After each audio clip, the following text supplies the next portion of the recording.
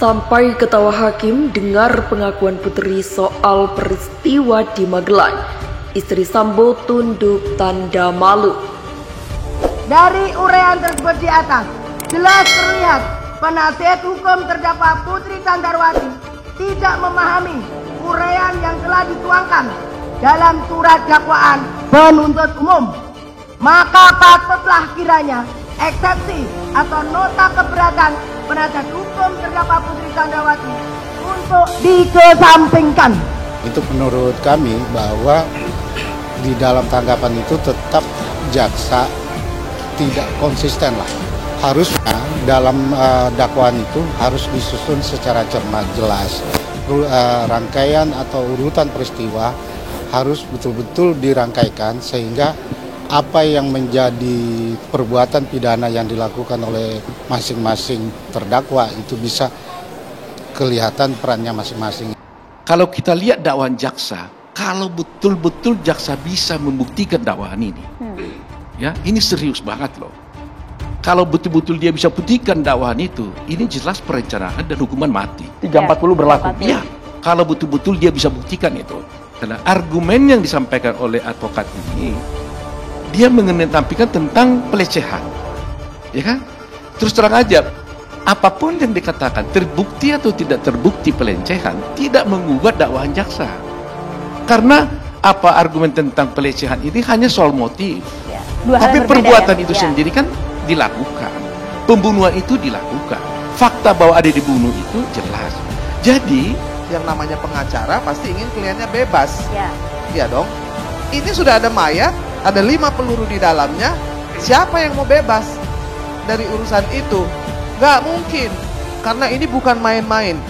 Masalah ini adalah pertaruhan soal marwah, harkat dan martabat Kepolisian Republik Indonesia. Tidak ada urusan dengan harkat dan martabat Sambo. Karena kalaupun ada pelecehan, kalaupun ada perselingkuhan, itu urusan jangan dibawa sekitar ranjang. Ini urusan negara, urusan penegakan hukum, urusan kepastian hukum. Jadi kalau memang sudah tadi Bung Roni bilang ini 340, kalau kita juga melihat misalnya belakangan ini misalnya ada pengalian isu, misalnya sampai kepada ada pelecehan di Magelang. Padahal dari awal sebetulnya itu sudah dihentikan oleh Mabes Polri. Tidak ada kasus pelecehan, tidak ada bukti-bukti yang mengarah ke situ. Dan setelah dilakukan penyelidikan di TKP, tidak ada satupun yang menyebutkan yang membuat suatu indikasi ada pelecehan. Artinya dalam pelecehan itu sudah selesai, jangan dipersoalkan lagi. Nah, makanya jika seandainya masih dipersoalkan, saya kira mungkin yang tadi disampaikan adalah ada upaya-upaya untuk meringankan. Seorang hakim perempuan tertawa saat mendengar cuplikan eksepsi Putri Candrawati soal peristiwa di Magelang dalam kasus pembunuhan Brigadir J. Hakim perempuan tersebut yakni bernama Albertina Ho yang dikenal tegas. Ia menjadi narasumber di program Rosi, yaitu tayang di Kompas TV yang mengulas kasus Putri Candrawati dan kawan-kawan. Pada acara tersebut, Rosiana Silalahi selaku host meminta tanggapan Albertina terkait narasi dari pihak kuasa hukum Ferdi Sambo dan Putri Candrawati yang pada saat eksepsi menyebut ada pelecehan di Magelang. Ada 2 kalimat dalam eksepsi Putri Candrawati yang dianggap kurang sinkron, yaitu narasi Brigadir Yosua Huta Barat mengancam akan menembak dan kalimat Yosua, tolong bu. Orang kalau minta tolong berarti dia dalam posisi lemah. Kemudian ada kalimat mengancam menembak Ferdi Sambo dan anak-anak. Wajar? Tanya Rosiana kepada Albertina Ho. Terlihat Albertina Ho tertawa beberapa saat setelah mendengarkan 2 kalimat tersebut. Kalimat-kalimat seperti itu mestinya dibuktikan oleh penasihat hukum bahwa ada suatu peristiwa di Magelang, ungkap Albertina. Kalau memang pihak Ferdi Sambo mengharapkan narasi pelecehan itu memiliki nilai, harus dibuktikan oleh mereka di persidangan. Kalau dia tidak bisa membuktikan kalimat-kalimat itu, akan jadi pertimbangan bagi hakim masuk akal atau tidak terjadi pelecehan, ungkapnya. Diterangkanlah Albertina, kalaupun memang terjadi di Magelang peristiwa pelecehan, bukan berarti mencari pembenaran untuk melakukan tindak pidana pembunuhan. Seharusnya, ucap dia, kalau terjadi pelecehan seperti yang disampaikan itu, korban segera lapor ke polisi. Albertina lebih jauh menjelaskan antara kasus dugaan pelecehan di Magelang dengan pembunuhan berencana adalah dua hal yang berbeda. Harusnya kalau pelecehan seksual dilaporkan, kalau ini jadi pembunuhan berencana. Maaf ngomong, kalau kita main hakim sendiri, mengadili sendiri. Jelasnya. Diterangkan Albertina, kalaupun memang terjadi di Magelang peristiwa pelecehan, bukan berarti menjadi pembenaran untuk melakukan tindak pidana pembunuhan. Seharusnya, ucap dia, kalau terjadi pelecehan seperti yang disampaikan itu, korban segera lapor ke polisi. Albertina lebih jauh menjelaskan antara kasus dugaan pelecehan di Magelang dengan pembunuhan berencana adalah dua hal yang berbeda. Dia menyebut, harusnya betapapun seseorang memiliki jabatan, tidak bisa bertindak semena-mena. Bila ada perbuatan pidana, maka selesaikan secara hukum. Jangan kita selesaikan sendiri. Jelasnya. Saat ini ada dua perspektif untuk melihat posisi Putri Chandrawati dalam kasus pembunuhan Brigadir Yosua Huta Barat ini. Ada yang melihat sebagai korban pelecehan seksual dan ada juga yang melihat sebagai otak pembunuhan berencana. Sebab ceritanya yang memicu kasus Duren 3. Istri Verdi Sambo itu juga disebut mengalami trauma karena pelecehan.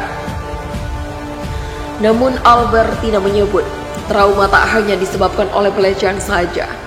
Bisa juga faktor lain, tidak hanya satu penyebab, ucapnya.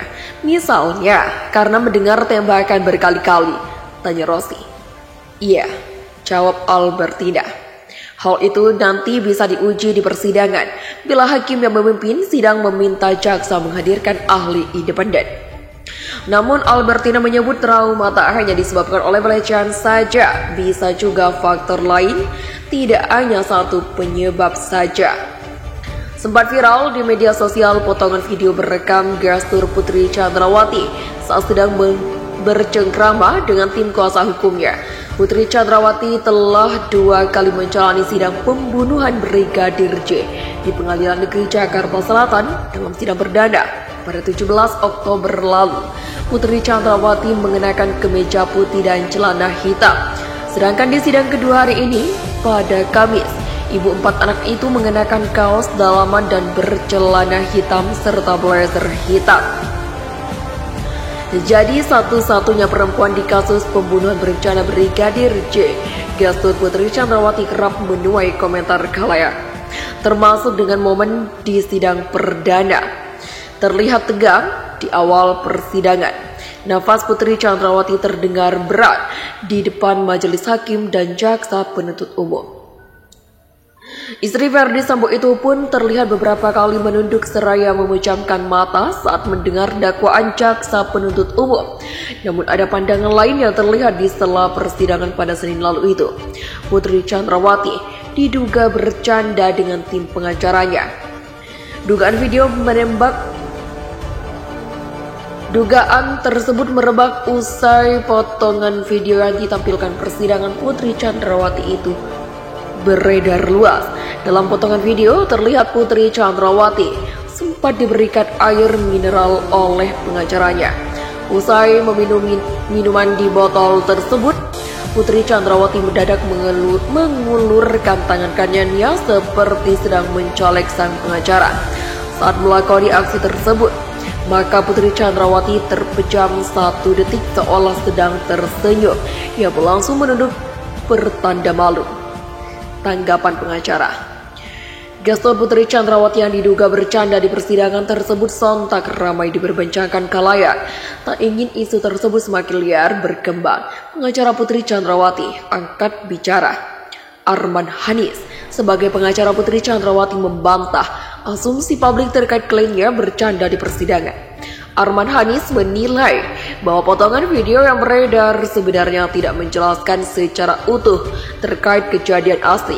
Di momen timnya merumbungi Putri Chandrawati, Mengerubungi Putri Chandrawati, Arman Hanis mengungkap maksudnya bahwa ia dan tim pengacara ingin menyiapkan mental Putri Chandrawati dalam persidangan waktu dihadapi. Tim kuasa hukum ingin kliennya kami memiliki kesiapan teknis dan mental dalam menghadapi proses hukum, kata Arman Hanis dilansir tribunstyle.com dari Bangka Pos. Lebih lanjut, Arman Hanis membantah bahwa Putri Chandrawati bercanda. Arman Hanis menyebut bahwa cuplikan video itu tak menjelaskan konteks seperti apa yang dinilai netizen. Petikan video tersebut tentu tidak menjelaskan konteks yang utuh seperti persepsi yang dikondisikan saat ini, Ibu Arman Hanis. Tak cuma itu, Arman Hanis juga menanggapi sikap Putri Chandrawati saat itu. Arman Hanis mengatakan, sikap Putri pada saat itu adalah respon spontan antara tim kuasa hukum dan Putri. Sikap klien kami adalah respon spontan terkait pembahasan umum antara kuasa hukum dengan kliennya setelah persidangan ditutup, tandas Arman Hanis.